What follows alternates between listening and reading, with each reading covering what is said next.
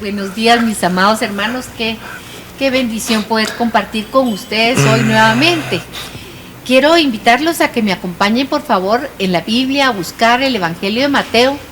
Vamos a iniciar con el capítulo 9, del versículo 9 al 13. Cuando lo tengan, pues me levantan la mano o dicen amén. Amén, ¿verdad? Vamos a ver aquí un pasaje donde están involucrados muchos personajes y sería bueno que nos identificáramos con alguno de ellos. Seguramente que tú vas a encontrar el que es tu personaje.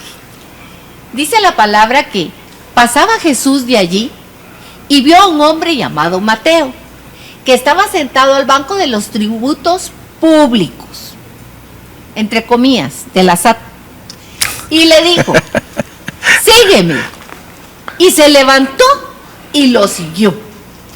Y aconteció que estando él sentado a la mesa en la casa, he aquí que muchos, dice muchos, ¿cuántos dice? A ver, ¿cuántos dice ahí? Muchos publicanos y pecadores que habían venido, se sentaron junto con Jesús a la mesa y también sus discípulos. Cuando vieron los fariseos esto, le dijeron a sus discípulos: ¿por qué come vuestro maestro con los publicanos y pecadores? Al oír esto, Jesús les dijo: los sanos no tienen necesidad de médico, sino los enfermos. Id pues y aprended lo que significa: misericordia quiero y no sacrificio, porque no he venido a llamar a justos, sino a pecadores al arrepentimiento. Pocos versículos, pero con una gran enseñanza, y yo oro esta mañana que el Señor nos hable a cada uno. Dices, pasaba Jesús, y Jesús pasa por una calle, porque entonces pues las oficinas de tributos no estaban en un edificio público, sino que estaban en la calle. Ahí tenía el que era el encargado de cobrar los impuestos, era un asalariado de Roma. Y por supuesto, este hombre ganaba buen dinero por cobrarle a sus compatriotas los impuestos.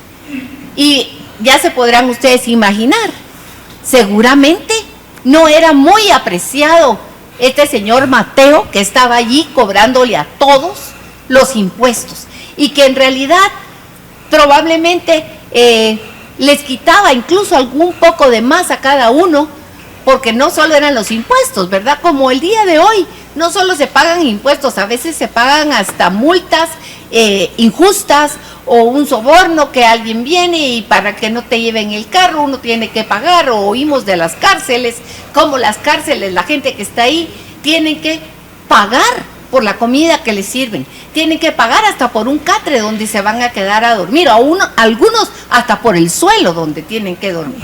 Así que un cobrador de impuestos es al quien el Señor se dirige y lo llama y le dice: sígueme. Y fíjense ustedes que Mateo se levanta de la mesa y se va detrás de Jesús. Se va con Jesús y dice, el siguiente párrafo dice: y aconteció, o sea, después de esta situación fue que se fueron y se sentaron a la mesa en la casa. Y yo me preguntaba, ¿en la casa de quién? ¿En la casa de Mateo o en la casa de Jesús? Y la palabra en otros textos nos dice que fue a la casa de Mateo donde él fue. Fue a la casa de Mateo donde Jesús llega y se sienta a la mesa con él. Y entonces muchos publicanos y pecadores, y quiero hacer un alto aquí. ¿Quiénes son los publicanos y pecadores? Los publicanos y pecadores eran todos aquellos que en esa porción de la sociedad eran mal vistos. Los publicanos eran lo peorcito, eran aquellos que de muy mala fama, incluían a las mujeres de mala vida, y decían publicanas y pecadoras, aquellos los ladrones, los sinvergüenzas, los mentirosos, los adúlteros. Todos esos eran los sentados a la mesa con Jesús. A veces cuando oímos publicanos y pecadores, como que, así pues, pero miren, publicanos y pecadores, pecadorazos eran los que estaban ahí sentados a la mesa de Jesús. ¿Qué te parece, Ángel? Tremendo, porque siendo él santo, sabía la condición de cada hombre y a pesar de eso, él se acerca y tiene una relación con ellos, pero no era una relación de confabulación, sino que era un tomar alimento para sacarlos de esa condición de republicanos y de pecadores, ¿verdad? Publicanos y pecadores. Publicanos, ¿verdad? Eran gente de mala vida, gente despreciable por sus acciones, por su condición de vida, qué sé yo. ¿Cuántas cosas encierran estas dos palabras, publicanos y pecadores? Y se sentaron a la mesa con Jesús y estaban ahí conversando. Y yo pienso que más que conversando, estaban escuchando atentamente a Jesús. Estaban ahí porque acuérdense que en otras porciones de la palabra dice que Jesús a los lugares donde llegaba realmente alborotaba al pueblo. Él tenía una autoridad, una presencia y las enseñanzas que daba que la gente quería oírlo. Así que estaban ahí atentos a lo que él estaba diciendo. Pero habría otro grupo de personas también en esa habitación. O no sé si en la habitación o un poco más retirados, tal vez no entraron ni a la casa porque se podían ensuciar, ¿verdad? Entonces estos se quedaron más afuera como espectadores. Y dice, cuando vieron los fariseos, le dijeron a sus discípulos, ¿por qué come vuestro maestro con los publicanos y pecadores? Y me llamaba la atención esto de la palabra maestro, porque no le dicen por qué Jesús come con los pecadores y publicanos, no, le dan un título, le dan un rango al nivel de ellos mismos, porque maestro dentro de la cultura judía tenía que ser alguien que tuviera autoridad para enseñar a otros sobre la verdad de la ley. O sea que los fariseos que estaban ahí y los escribas, que déjenme decirle, ellos eran como los continuadores de la obra de los fariseos, porque eran los que pasaban en limpio las copias de las escrituras, pues todos estaban ahí y le dicen, ¿por qué tu maestro se sienta con publicanos y pecadores? Pero no hay respuesta de los discípulos. Es el mismo Jesús que al oírlo toma la palabra y entonces les dice una frase tremenda: los sanos no tienen necesidad de médico, sino los enfermos. Y aprender lo que significa misericordia quiero y no sacrificio, porque no he venido a llamar a justos, sino a pecadores al arrepentimiento. Yo me estuve ahí meditando en esta palabra que el Señor me daba y veía toda esa como una película. Incluso dije, se abre el telón, iba a aparecer el telón y iba a aparecer Mateo, pero usted cierra los ojos. Imagínese, primera escena, se abre el telón y aparece Jesús caminando en la calle y ahí está Mateo, un hombre rechazado por sus compatriotas, un hombre no querido, un hombre que no estaba haciendo lo correcto, un hombre que castigaba a sus mismos compatriotas con el peso de impuestos injustos. Se cierra el telón, se abre el telón, Jesús lo llama y él al instante se levanta y se van juntos a su casa a comer con una gran multitud de personas, los despreciados y desechados de la sociedad. Y Jesús no tiene ningún reparo, se sienta a la mesa con ellos. Cuando nosotros invitamos a Jesús, Él nos dice, voy a tu casa, ábreme la puerta. A otros se lo dijo también, me recuerda en este momento a Zaqueo. Zaqueo estaba esperándolo en un sicomoro subido hasta arriba porque era chaparrito y no lo dejaban verlo porque era tan chaparrito y había tanta gente que entonces se tuvo que subir ¡pum!, corriendo a un árbol. Y ahí desde el árbol estaba así atisbando a ver a qué horas veía a Jesús. Cuando lo ve venir, Jesús levanta la mirada y le dice, bájate, vámonos a tu casa, quiero estar contigo, vamos a comer. Así es Jesús. Jesús es el que no desprecia a nadie. Jesús es el que se sienta a la mesa con todo aquel que está necesitado. Y los fariseos, como les dije, lo que estaban haciendo era una evaluación de Jesús. ¿Qué clase de maestro es este? O se dice maestro y no lo es. Así que la respuesta de Jesús los debe haber dejado muy confrontados. Y les voy a decir por qué. Quiero que primero que nada nos vayamos a donde los mandó Jesús, a esos fariseos. Porque los fariseos y los escribas que estaban ahí conocían muy bien la palabra de Dios, conocían muy bien las escrituras.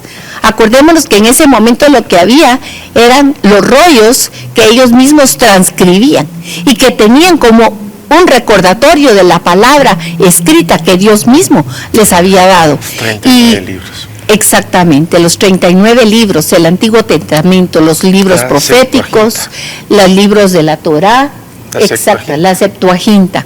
Entonces, los manda a las escrituras, pero de una manera tan sutil. A ti te estoy hablando como quien le digo al comal para que escuche la olla, dijo Jesús. Porque les dice muy tranquilos, vayan y aprendan a los que eran los sabios. Mire, no es lo mismo decirle a un niño chiquito de 5 años, mira, te voy a enseñar, que a un viejito que ha pasado y que tiene sabiduría. ¿Cómo diría? Se supondría esa realidad. Pero aquí Jesús estaba tomando a los considerados los sabios de los sabios del lugar y les da una instrucción: vayan pues y aprendan lo que significa lo que quiero, misericordia y no sacrificio. Y luego dice justicia y arrepentimiento. Este es el concepto que estamos manejando aquí. Y la primera cita a la que los manda, y que vamos nosotros a él, hay varias, que ellos inmediatamente les deben haber venido en su cabeza, es irnos a Oseas. En Oseas, voy a hacer una introducción para poder hablar del texto específico que está en Oseas 6, del versículo 1 al 6. Yo les haría a ustedes hoy una pregunta, mis hermanos, a ustedes que ya han caminado algún tiempo con el Señor y que lo vamos conociendo como Él se nos ha ido mostrando. ¿Será que hay alguna persona que pueda quedar fuera del amor de Dios? ¿Será que hay alguna cosa que pueda alejar a alguien del amor de Dios? En este libro de Oseas se nos dan algunas respuestas y algunas luces al respecto. Porque aquí Dios, usando la vida del mismo profeta, pone de manifiesto la ingratitud de una esposa infiel ante un hombre amoroso que la había sacado de los peores lugares, y ella, una mujer adúltera e infiel, pero él mantiene su posición. La vida de Oseas, no solo lo que él hablaba, sino que su vida era un testimonio del amor de Dios fiel por aquellos que eran su pueblo. Y al mismo tiempo ese pueblo que Dios había comprado para sí, que Él los apartó, y acordémonos que la misma palabra dice que Él los apartó no porque fueran un gran pueblo que tenía grandes cosas, no, eran el más pequeño y que no tenía mayor significancia, pero para mostrarnos a todos la grandeza del amor de Dios, la grandeza de su poder. Ahora sí, con esto, vámonos a Oseas 6, versículos 1 al 6. ¿Podrías leerme algo, sí, por favor? Con mucho gusto. La palabra de Dios dice así, libro de Oseas, capítulo 6, del 1 al 6. Venid y volvamos al Señor, porque Él arrebató y nos curará, hirió y nos vendará. Nos dará vida después de 2 días. En el tercer día nos resucitará y viviremos delante de Él, y conoceremos y proseguiremos en conocer al Señor. Como el alba está dispuesta a su salida, y vendrá a nosotros como la lluvia tardía y temprana a la tierra. ¿Qué haré a ti, Efraín? ¿Qué haré a ti, oh Judá? La piedad vuestra es como nube de la mañana, y como el rocío de la madrugada que se desvanece. Por esta causa los corté por medio de los profetas, con las palabras de mi boca los maté, y tus juicios serán como luz que sale, porque misericordia quiero y no sacrificio, y conocimiento de Dios más que holocaustos. Esta cita es tremenda porque cuando estos sabios de las escrituras, como eran los fariseos, que se la sabían en la punta de la lengua y que la repetían y los escribas, no digamos, también la tenían bien, no solo en su mente, la tenían grabada y la escribían en los postes de su casa y tenían los rollos ahí para tenerlos a la mano, ellos conocieron inmediatamente de una cita de que les estaba hablando Jesús. Vayan y aprendan lo que es este verdadero significado. Y al contemplar el contexto del libro de Oseas, el corazón se nos llena de, a mí por lo menos me dio una tristeza y un dolor, podría yo decir, porque ¿cómo estaba el corazón de Dios? Fíjense que en los versículos antes, si ustedes me acompañan al capítulo 5, en los últimos versículos, dice, voy a leer el 5:3, y usted lo puede leer ahí en su Biblia. Dice, el Señor es el que está hablando. Yo conozco a Efraín, e Israel no me es desconocido. ¿Por qué? Porque ahora, oh Efraín, te has prostituido y te has contaminado. Miren lo que dice el versículo 4. No piensan en convertirse a su Dios, porque tienen espíritu de fornicación que está en medio de ellos y no conocen al Señor. Nosotros conocemos desde hace mucho tiempo las citas que son famosas de Oseas 4, donde el Señor le dice a su pueblo que su pueblo desfallece por falta de conocimiento, pero no era porque no conocieran las escrituras escritas o porque no las tuvieran al alcance. Porque cuando Dios habla de ese conocimiento está yendo mucho más profundo que a un conocimiento superficial. Usted puede saberse de memoria las tablas de multiplicar y estar en la edad adulta y no entender para qué sirve. Así nos puede pasar con muchas cosas de la palabra de Dios y con el mismo Señor, con el conocimiento del Señor. Podemos conocer lo que Él dice, incluso lo podemos repetir de memoria y decirlo, entenderlo con la cabeza, pero de aquí para acá no hay entendimiento porque no hay conocimiento de Dios. Entonces el Señor les está diciendo, no se van a arrepentir, pero el versículo 6, el capítulo 6 empieza con alguien que dice, vamos, volvámonos al Señor y haremos esto y haremos lo otro, pero más adelante dice el Señor en esa misma cita, ¿qué haré contigo, oh Judá? Vámonos a ese versículo. Está en el versículo 4. Tiene dos, se los quiero leer, o si me haces favor el versículo 4, Ángel. ¿Qué haré a ti, Efraín? ¿Qué haré a ti, oh Judá? La piedad vuestra es como nube de la mañana y como el rocío de la madrugada que se desvanece. Miren, ellos están diciendo, sí, arrepintámonos, vámonos, hagamos lo que nos diga el Señor, porque así se nos quita los problemas que tenemos. A mí me pareció tan actual esta lectura, porque oímos tanta gente que dice, ay sí, vamos, oremos para que se vaya la pandemia, que se quiten los males que están viniendo, que se quiten todos estos problemas que está dando en el mundo, tantas cosas que estamos viendo. Y la gente muchas veces se vuelve al Señor a orar y pidiendo, ¿por qué? Porque están enfocados en el mal que le puede venir a cada uno. Pero el Señor dice aquí algo tremendo en el verso 4. ¿Qué haré contigo? Tanto con Efraín como con Judá. Representan las dos partes del pueblo de Israel. ¿Qué voy a hacer con ustedes? Y les dice, su piedad, su relación conmigo, su reverencia para mí es como una nube. Es como la niebla de la mañana, como el rocío. No sé si ustedes alguna vez han estado en la mañana cerca de la playa del mar y amanece todo nublado, nublado, nublado hasta el ras del cielo.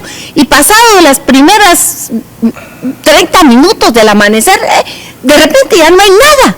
Se disipó por completo toda esa nubosidad. ¿Por qué? Porque era algo sin peso.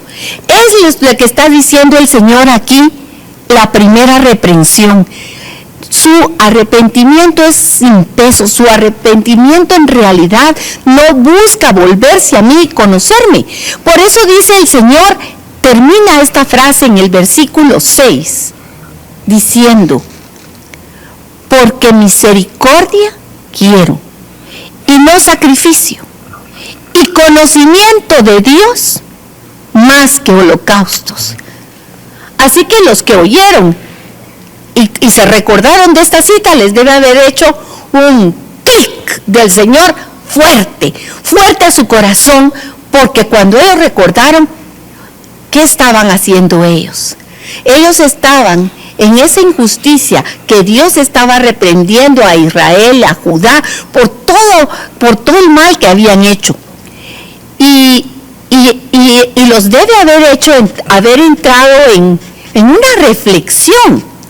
Y por eso yo veía aquí, cuando ellos decían, vámonos, arrepintámonos, y Dios va a hacer esto, y Dios va a hacer lo otro, realmente lo que ellos estaban haciendo era una presunción. Ellos creían que si cumplían como con ciertas lineamientos, como mucha gente piensa, incluso hoy, y que yo lo he oído, gracias a Dios aquí no lo hemos visto, pero mucha gente piensa que si Él da 100 quetzales, Dios tiene la obligación de darle 1000, porque como Él da esa promesa y dice, pruébenme y vean cuál fiel soy yo, y el diezmo lo ven como, yo le doy a Dios y entonces Dios tiene obligación de darme. Miren, esas son presunciones equivocadas que hacemos. Dios por su misericordia nos da a todos, incluso a los que no dan diezmos. Déjenme decirles que el sol sale para buenos y malos, la lluvia cae para buenos y malos, el alimento llega hasta lugares donde ni nosotros nos imaginamos, con gente que nunca ha oído de Dios, porque Dios es bueno. Esa es la realidad.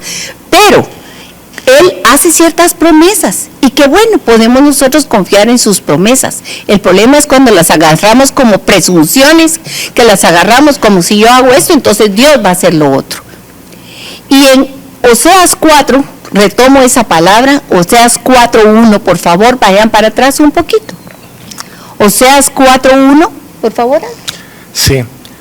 Oíd palabra del Señor, hijos de Israel, porque el Señor contiende con los moradores de la tierra, porque no hay verdad, ni misericordia, ni conocimiento de Dios en la tierra. Yo creo que es muy actual esta cita para nosotros aquí. Muy actualizada. Esa cita está escrita más allá de 2000 años, pero es una cita que nos habla hoy, porque hoy verdaderamente nosotros, los que estamos aquí, levanta tu mano si tú puedes decir que no hay verdad en la tierra, que no hay misericordia, que no hay conocimiento de Dios en la tierra. Con tristeza, mis hermanos, hoy se ve esto en toda la tierra. No hay verdad, lo que campea es la mentira, lo que campea es la injusticia, no hay conocimiento de Dios en la tierra. Y ahí luego habla él de que su pueblo fue destruido porque le faltó ese conocimiento. Pero quiero hablar un poquito de esta palabra de conocimiento, porque creo que a todos nos va a traer una alegría grande en medio de todo esto que estamos leyendo. Cuando Dios habla de conocimiento, Dios quiere que le conozcamos a Él. Y se trata de relación con Dios, no un saber superficial acerca de alguien o de algo. Yo puedo decirles que yo conozco a, ¿quién le diría yo? Yo conozco al presidente de los Estados Unidos, fíjense ustedes. Lo he visto por la televisión de vez en cuando, le he oído hablar algunas cosas, pero eso es una cosa superficial. Hay quienes lo conocen más porque han estudiado de su personalidad, hay quienes lo conocen más porque están en sus círculos cercanos, pero hay quien lo conoce totalmente y más cercano que los otros, yes, su esposa y sus hijos. Ellos sí saben cómo es él, cuál es su manera verdadera de pensar, porque cuando él habla ante las cámaras, les cuento que él no debe decir mucho lo que él realmente es, dice otras cosas, para que todo el mundo sea atraído y que se sienta atraído hacia esa persona. Pero cuando Dios nos dice que quiere que les conozcamos a Él, es porque Él tiene un saber y conocer de nosotros total y sin límites. Él te conoce, mi hermano, a ti, te conoce desde antes de que tú nacieras, desde la eternidad, antes de la fundación del mundo. El Señor ya te tenía en su mente y en su corazón. Y Él te trajo a la existencia. Tú naciste. A ver, ahí estoy viendo a Samuel, estoy viendo a Daniel, también veo por ahí a uno de mis nietos y estoy viendo a otros niños que están por ahí. Ya los estoy viendo. Ustedes, mis queridos niños, jóvenes, fueron vistos por los ojos de Dios en la eternidad. Y porque Dios te conoció, Él te puso en el vientre de tu mamá. Y ahí en el vientre de tu mamá dice la palabra que Él te vio cuando tú no eras tan chiquitito que nadie sabía que estabas ahí. Dios sí lo sabía. Él te conocía, te formó con sus propias manos. ¿Sabe cuántos cabellos tienes tú en tu cabeza? A Dios no se le olvida tu nombre. Él te conoce por nombre. Mira, y eso es para ti, chiquito, niño que me escuchas, jovencito, pero es para ti también que eres la mamá, para ti que eres el papá, para ti que eres el abuelo o la abuela. Dios te conoce. Él ha estado contigo cuando te levantas, cuando vas de camino. Él sabe cuando te duermes y cuando tienes pesadillas. Él sabe cuando estás sufriendo. Él conoce tus necesidades. Él lo sabe todo acerca de ti, porque su conocimiento no es superficial. Él sabe completamente todo de ti. Incluso dice la palabra que Él sabe que somos polvo. Que Él sabe eso, que nuestras fuerzas son ningunas. Así que su conocimiento es ilimitado, es personal y es íntimo. No es a la distancia, como que si cualquier cosa, no. Es un conocimiento de un Padre amoroso, precioso. Y Él quiere que nosotros tengamos ese conocimiento de Dios. Cuando Él habla de que al pueblo le falta conocimiento, es este conocimiento el que le falta. Es conocer esa intimidad con el Señor, ese momento cuando Él te llama a una reprensión. Yo no sé si alguna vez el Señor te ha reprendido. A mí sí. A mí me ha reprendido. Y a veces han habido días que el Señor me deja 2 días o 3 días sin poder dormir porque me está hablando de ciertas cosas, y a veces uno está como batallando, ni siquiera es con tu carne, ni que estás batallando con algo de otra persona, sino que es con Dios mismo. Dios se acerca en tus sueños y te pone a veces cosas y te trae a la mesa cosas que tiene que platicar contigo, y a veces uno está como Marta, que se levanta y le dice, ya regreso, Señor, y se va uno a hacer la limonada y se vuelve a regresar, ya regreso, Señor, porque uno ya sabe lo que el Señor quiere hablarte y nosotros queremos huir de Él y no permitimos que el Señor nos escudriñe. Nos cuesta abrir todo nuestro corazón a Él, pero Él eso es lo que quiere de cada uno de nosotros. Él quiere, no solo Él nos conoce, sino quiere que nosotros le conozcamos personalmente, porque cuando le damos nosotras esa audiencia al Señor y le abrimos nuestro corazón, entonces Él entra, Él se sienta a la mesa, como hizo ese día en la casa de Mateo, y me empieza a platicar. Y miren, ahí van a salir muchas cosas muy interesantes, cosas que me van a hacer reír, cosas que me van a hacer llorar y cosas que me va a hacer el Señor entregarle. Y a veces yo sé anticipadamente lo que Él me está pidiendo y estoy huyendo porque no quiero todavía soltarlo, estoy aferrada todavía a muchas cosas. Así que cuando el Señor habla de conocimiento, no se trata de un conocimiento superficial, sino de una relación que puede ser profunda o lejana. ¿Cuál tienes tú con el Señor? ¿Qué piensas, Ángel? Ahí, Carolina ha tocado tantos tópicos interesantes que de veras les digo, el simple hecho del encuentro con el Señor Jesucristo nos hace ver lo que antes nosotros no habíamos visto dentro de nosotros. Por ejemplo, el orgullo, la vanidad, la soberbia, la envidia, la murmuración, la intriga.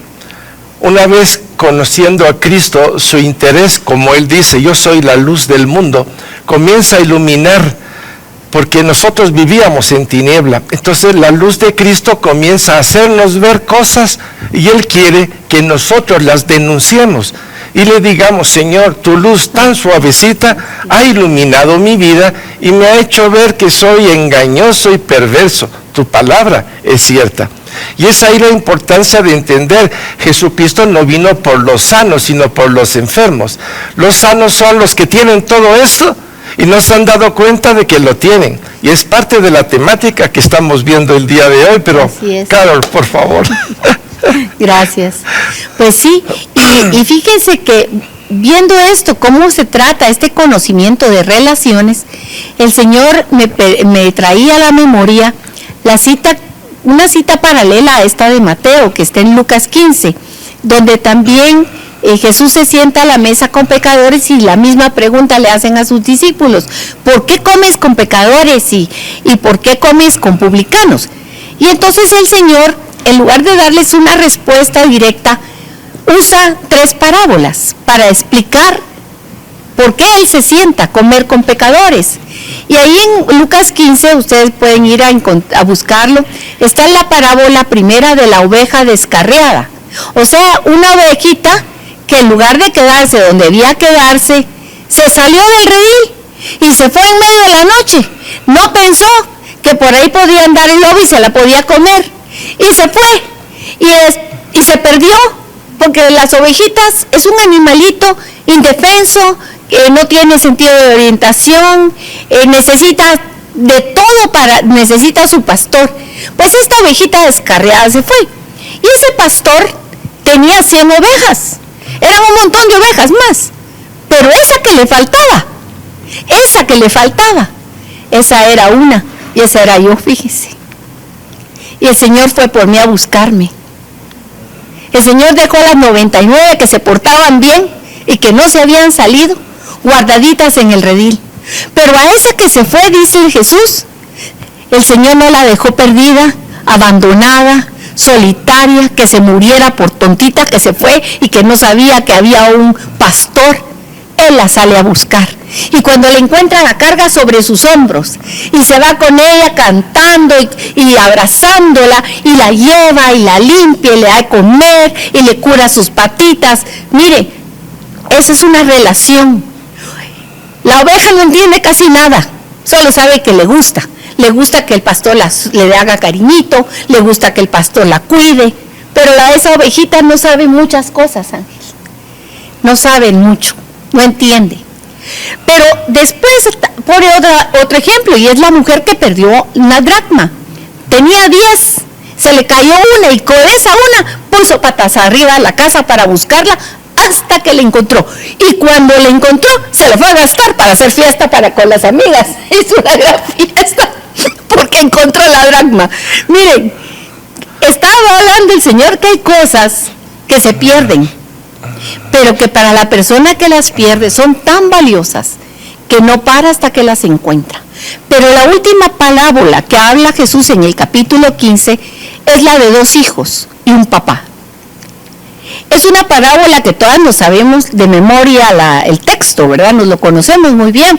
Siempre hablamos solo del hijo chiquito, del que se fue, del malo, del publicano pecador, sin vergüenza, que andaba se fue hasta lejos, se gastó todo el pisto del papá, hizo lata la vida, y cuando ya no tuvo nada dijo: ay, en mi casa sí que tenía que comer, y aquí yo muriéndome de hambre. ¿Qué fue lo que lo hizo regresar?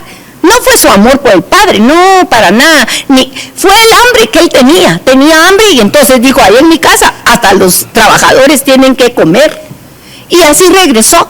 Pero yo quiero enfocarme más hoy en el otro hermano y en el papá. El otro hermano era el bueno, el fariseo, el que no se había ido nunca, el que cuidaba con su papá todo el campo, el que se levantaba temprano a trabajar y hacía todo perfectamente, al que el papá no le tenía que decir nada.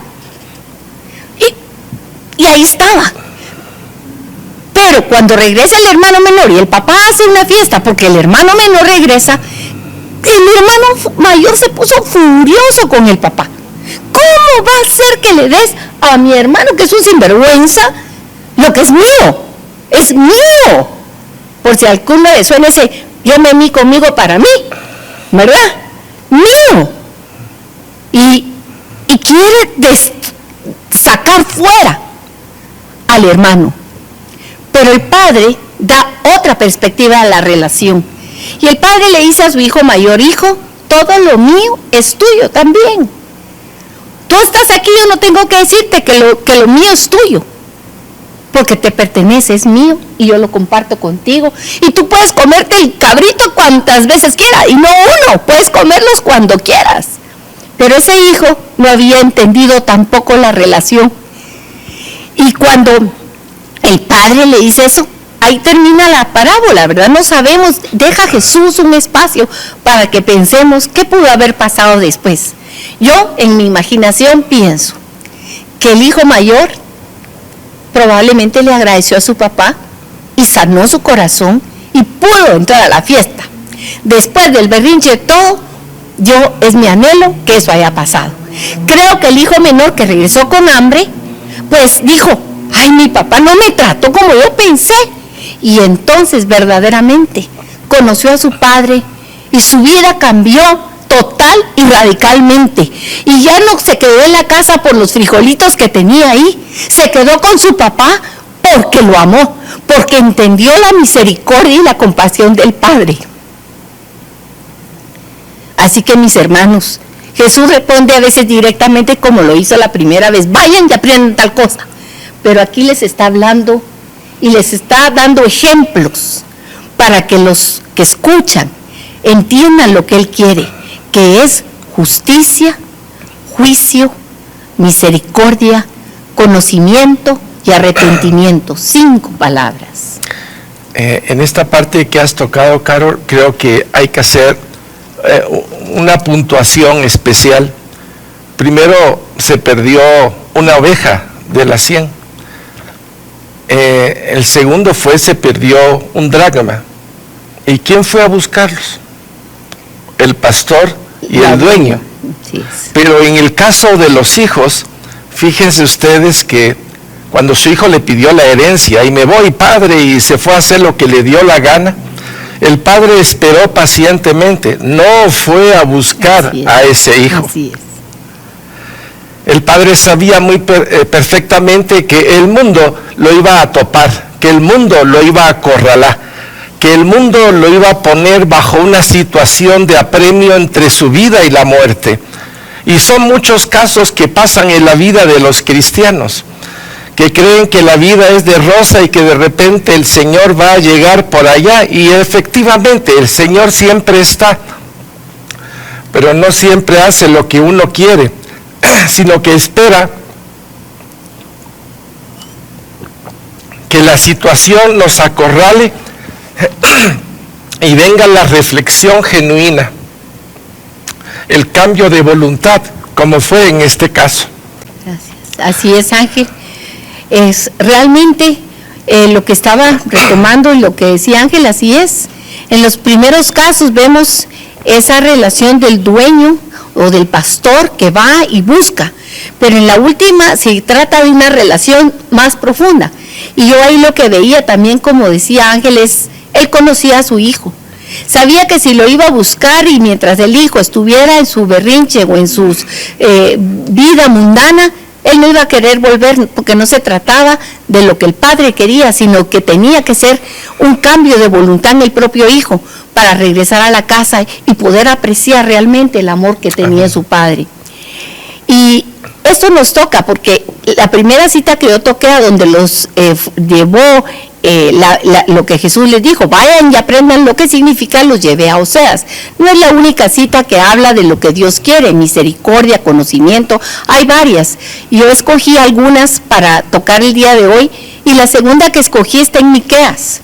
Tanto Oseas como Miqueas son profetas menores y que profetizaron más o menos en el mismo tiempo, y era la situación en que Israel, los tribus del norte, vivían en una idolatría tremenda, pero ya no solo era idolatría, la idolatría lleva, o sea, cuando nosotros ponemos nuestros ojos en algo o en alguien que es diferente al verdadero Dios, Entonces, no solo es que se quede uno adorando un ídolo, sino que esa es la puerta por donde muchos demonios entran a las vidas de las personas.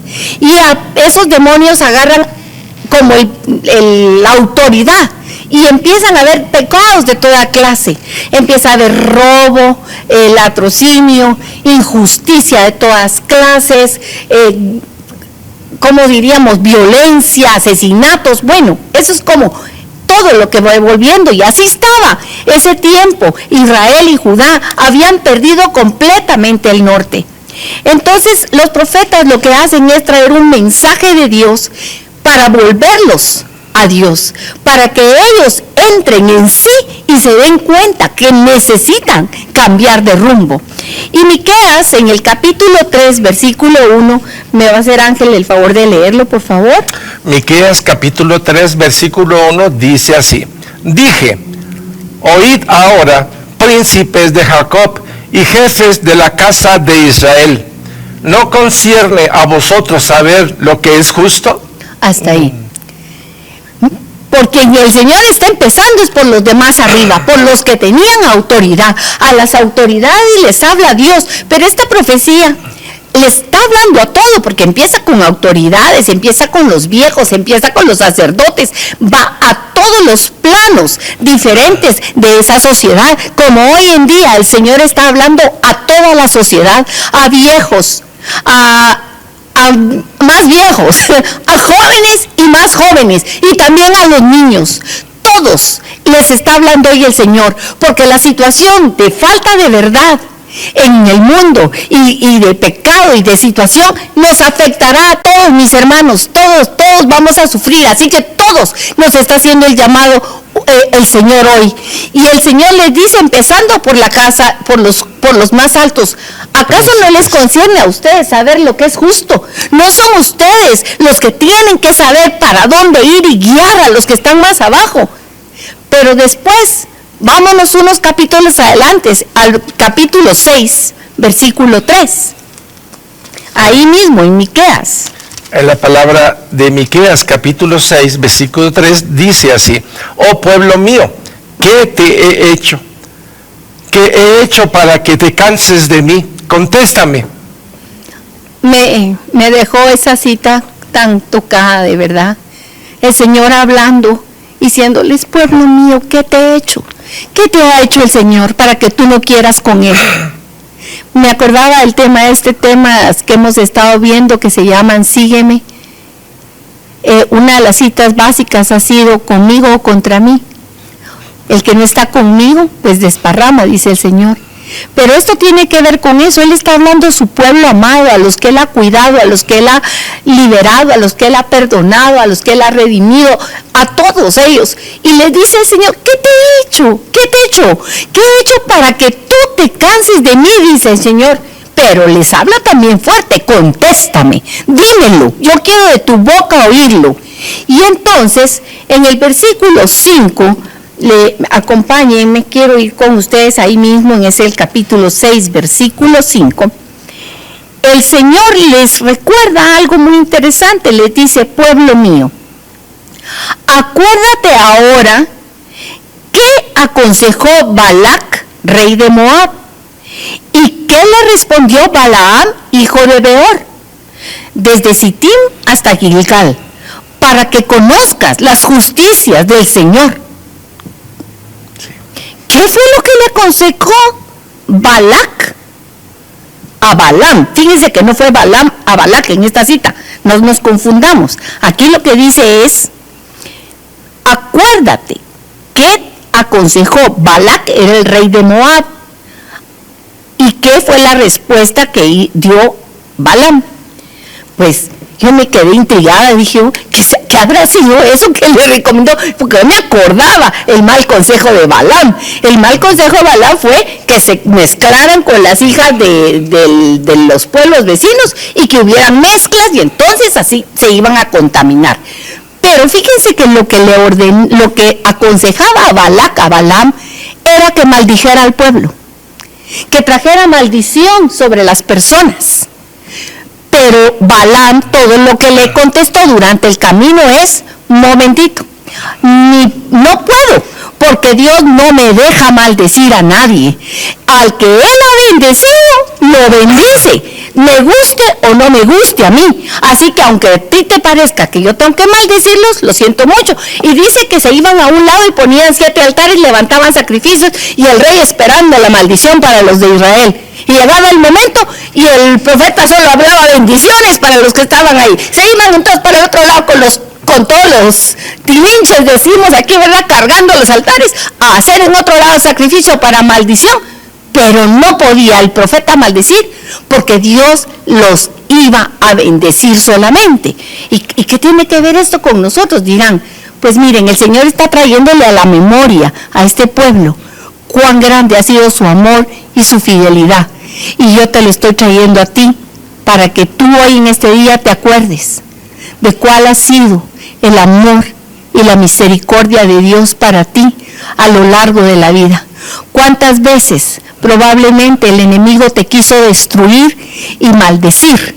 Pero el Señor fue como cuernos de búfalo para ti, y su fuerza te ha librado, y su fuerza te ha sostenido. Él ha sido tu defensa, tu escudo, tu salvación, tu fortaleza, porque contra Él no hay quien pueda enfrentarse. Eso es el Señor, Él es el Señor. Ese es el Señor que conocemos, un Dios que nos ama, que nos cuida, que está por nosotros y no contra nosotros. Amén. Así que eso le recordaba a él. Acuérdate que yo lo que quiero es bendecirte, así que acuérdate tú qué es lo que quiere el Señor. Y fíjense que los que estaban oyendo en ese momento a Miqueas se voltearon, y entonces ellos mismos hicieron una autoevaluación.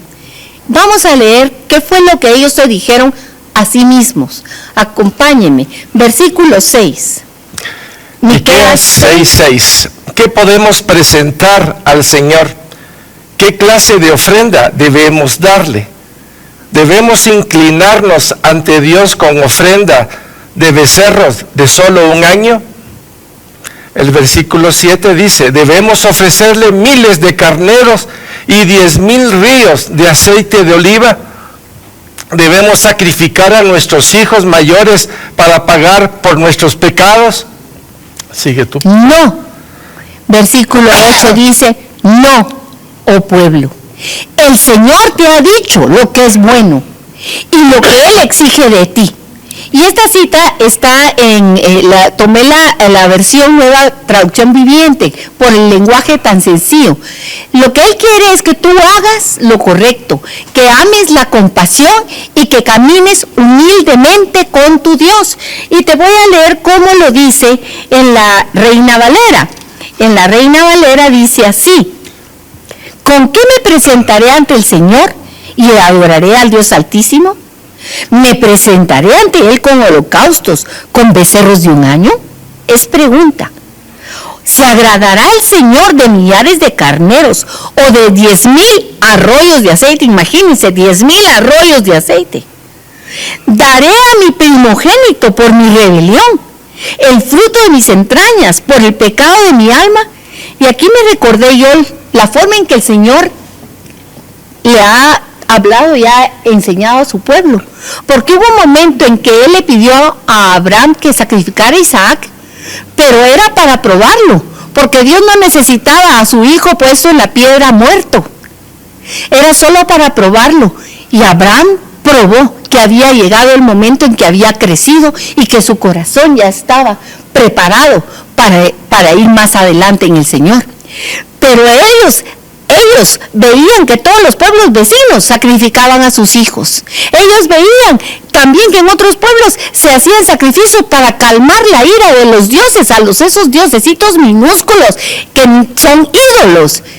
Pero entonces ellos se preguntan, ¿será que tenemos que hacer esto para calmar al Señor? ¿Para hacerle sentir que lo amamos? Y el Señor le responde en el versículo 8. Oh hombre, y aquí cambia la palabra hombre, pon tu nombre ahí, escribe tu nombre, porque esta palabra es personal, mi hermano. Yo la voy a leer para mí. Y el Señor me dice, Carolina, yo te he declarado lo que es bueno. ¿Y qué es lo que te pido yo a ti. Te pido que hagas justicia, que ames misericordia y que te humilles ante mí.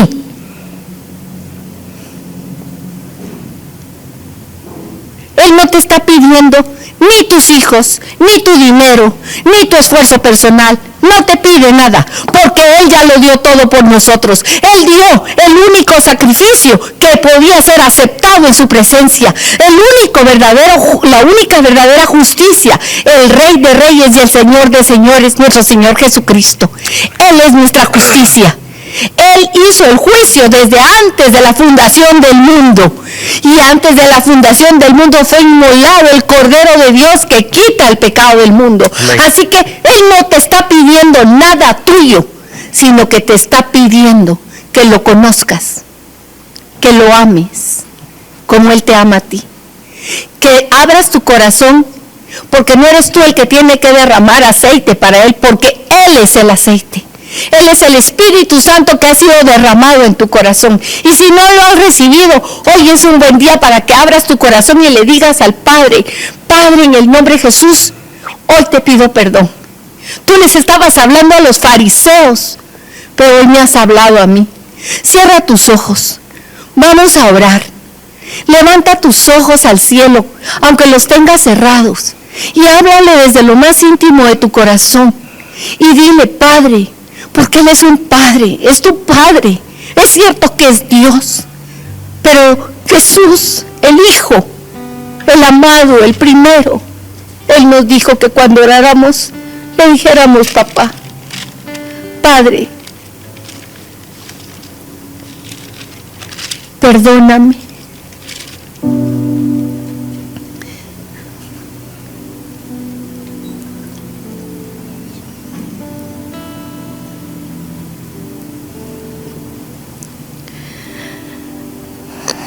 No quiero que mi arrepentimiento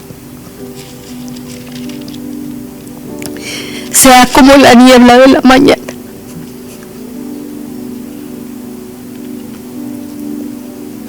Que al dar la vuelta me olvido.